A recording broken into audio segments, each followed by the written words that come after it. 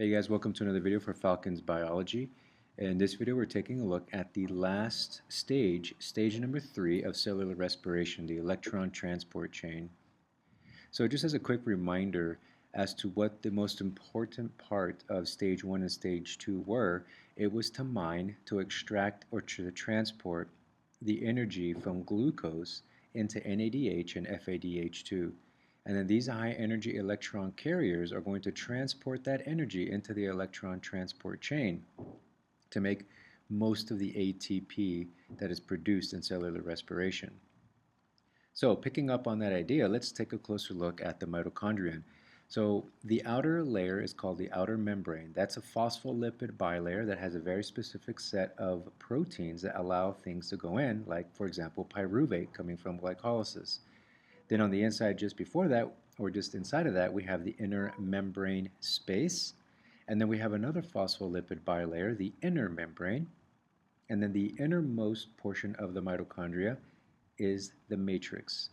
So we're going to be taking a look at these particular three and taking a closer look at these structures because this is where the electron transport chain does most of its work.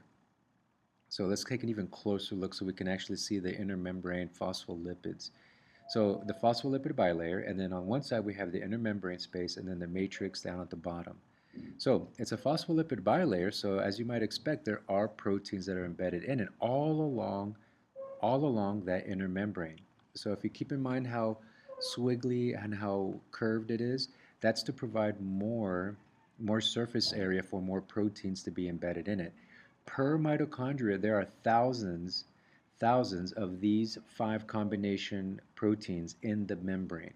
So these 5 play a very important role. We have complex number 1, 2, and 3, and then complex 4 and 5. And 5 we're going to give a specific name to. That's called ATP synthase. And that is one that I want you to remember, ATP synthase.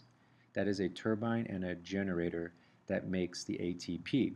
So before we get ahead of ourselves, keep in mind and take a look at how structured these guys are, how complex. They're not just made of a single protein, but they're made out of several proteins that combine together and make a complex, hence the word complexes. Now you'll also notice that complex number 1 is not quite as complex, right?